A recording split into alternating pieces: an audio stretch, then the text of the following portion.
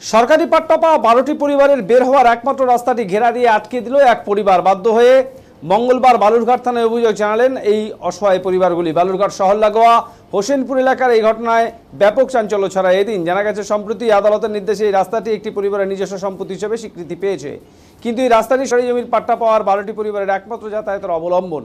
এই রাস্তাটি আটকে দেওয়ার কারণে অবরুদ্ধ হয়ে পড়ে এই 12টি পরিবার। ব্যাপক ক্ষোভ সৃষ্টি হয় তাদের মধ্যে।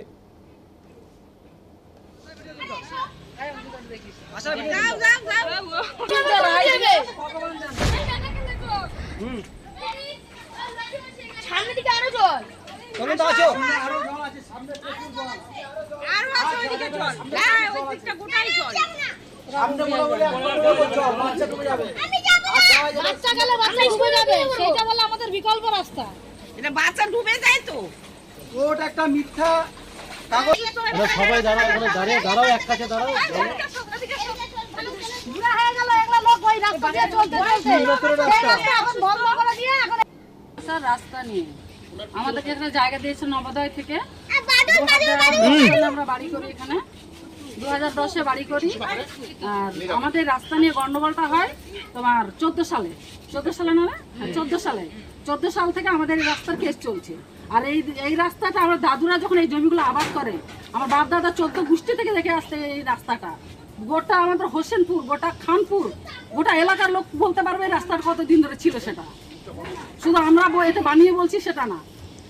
এখন কি পরিস্থিতি? এখন পরিস্থিতি জানি না ওরা কোর্ট থেকে কি রায় পেয়েছে, কোন চালাক চতুর উকিল ওদেরকে টাকা খেয়ে রায় দিয়েছে, তাই রাস্তাটা ঘিরে নিয়েছে। এবার আমরা ঢুকবো বাড়াবো কোনটা দিয়ে? আমরা এটার আগে একটা সুরাহা চাচ্ছি। এর আগে এসডিও, বিডিও, বিএলআর মানে সবাই এসে একটা মিউচুয়াল করে দিয়েছিল। সেই রাস্তার বিনিময়ে ওদেরকে 3 ফিট জায়গাও ছাড়া হয়েছে পিছন দিকে। সেটা ওরা মানছে না। কি কোয়ালিটি লোক হতে পারে ওরা? এদের গায়ে কি রক্ত আছে? ওরা বলতে কারা বোঝাচ্ছে? জিতেন মহন্ত, আশুতোষ মহন্ত, নিশির মহন্ত, শিশির মহন্ত। আর মায়ের নাম সরস্বতী মহন্ত, আর বাপের নাম নরেশ মহন্ত। এরা কারা? এরা প্রতিবেশী। পাশে আমাদের রাস্তা যে দিয়েছিল, যে রাস্তা দেখায় আমাদেরকে বিএলআর থেকে জায়গা দিয়েছে, সে মানে রাস্তার পাশে ওদের জায়গা। ওরা এখন দাবি করছে নাকি ওই রাস্তাটা ওদের। আপনারা এখন কি চাচ্ছেন? আমরা চাচ্ছি আমাদেরকে রাস্তার মানে পরবর্তীতে আমাদের রাস্তা দেওয়া হোক। আমরা ঢুকবো কোনটা দিয়ে? সরকার আমাদেরকে জায়গা দিয়েছে, সরকার রাস্তা বের করে দিবে। এমন জায়গা দিয়েছে আমরা এখন বের হতে পারতেছি না। হ্যাঁ, বিক্ষোভ হচ্ছে রাস্তা নিয়ে। দীর্ঘ 30 বছরের রাস্তা।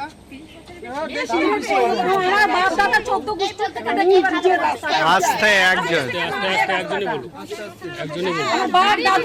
আস্তে আমাদের হচ্ছে জমির রাস্তাটা ল্যান্ডটা দেওয়া হয়। সেই পরিপ্রেক্ষিতে এই রাস্তাটা আমাদের বিএলআর সাহেব থেকে এসে ডিমার্কেশন করে দেওয়া হয় এই রাস্তাটা ব্যবহারের জন্য, এবং সেটা আকর্ষণ হয় বিপক্ষ নিয়ে সাপোর্ট করা হয়। সেটাকে অমান্য করে তারা কোর্টে যায়। কোর্টে যাওয়ার পরে ওনারা এমন একটা অর্ডার নিয়ে এসছেন, সে অর্ডারে বলে ওনারা আজকে রাস্তাটা ঘিরে দিচ্ছেন। কারা যায়? হ্যাঁ, কারা কোর্টে যায়? কোর্টে ওরা হচ্ছে জিতেন মহন্ত, আশুতোষ মহন্ত, আর নিশির আর শিশির মহন্ত। তারপর কি হয়েছে?